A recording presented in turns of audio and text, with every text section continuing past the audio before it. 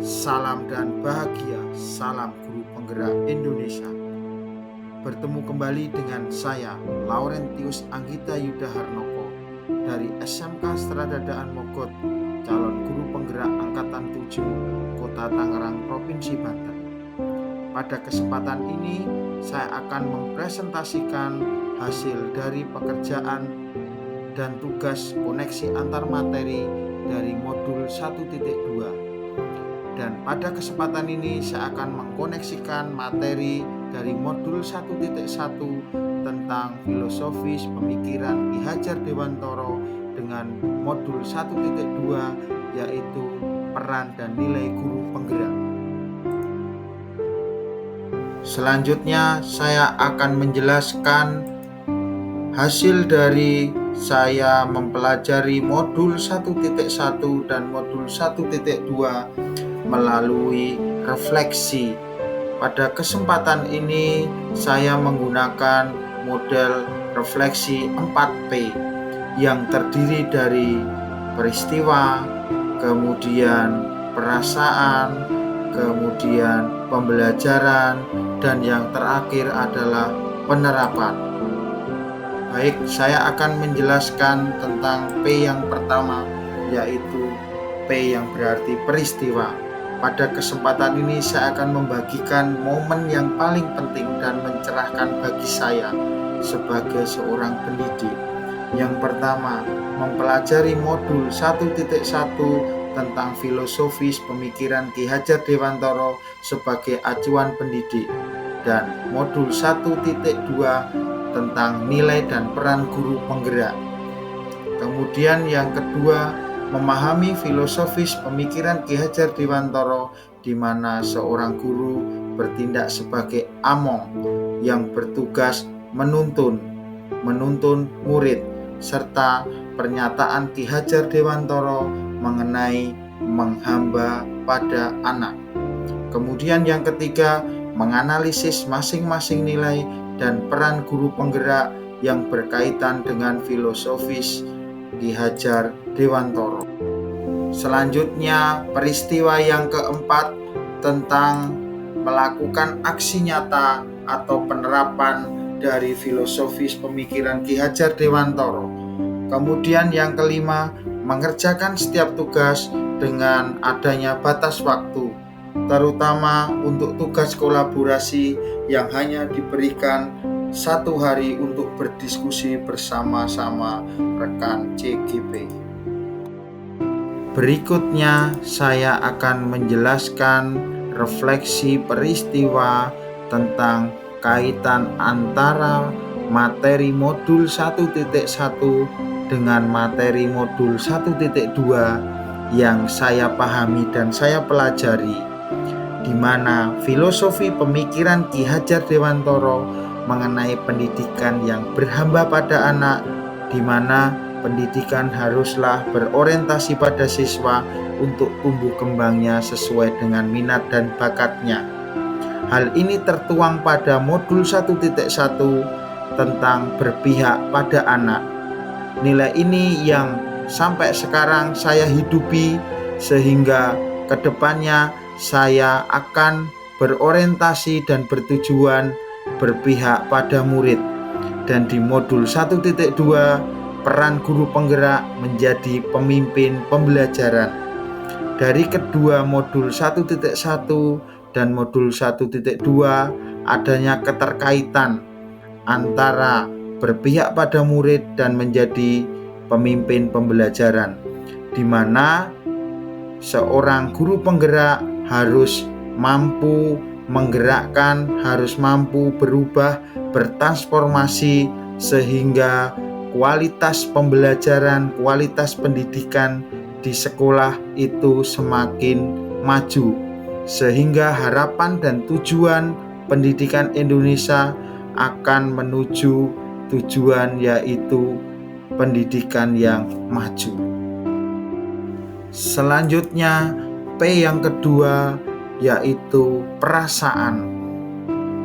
Perasaan yang muncul ketika saya mengikuti dan mempelajari materi 1.1 dan materi 1.2 pada modul dari program guru penggerak. Saat momen itu terjadi, saya merasakan seperti bagaikan seorang yang berasa di tengah padang pasir yang mencoba mencari oase, yang berarti ilmu dan pengalaman berharga yang saya dapatkan dari program guru penggerak ini. Saya pribadi merasa bersyukur, merasa bahagia, dan berterima kasih dapat kesempatan untuk belajar pada program guru penggerak ini. Karena saya meyakini bahwa saya masih banyak kekurangan, kurangnya pengalaman, dan keterbatasan. Maka dari program ini saya belajar untuk terus mengembangkan diri sehingga pada akhirnya saya bisa mencapai tujuan apa yang dicita-citakan ataupun tujuan pendidikan di Indonesia. Saya merasa bangkit untuk mengimplementasikan ilmu yang saya dapatkan setiap hari pada program guru penggerak ini, dan saya termotivasi untuk praktek dan berbagi kepada rekan-rekan guru di sekolah. Berikutnya, P yang ketiga, yaitu pembelajaran.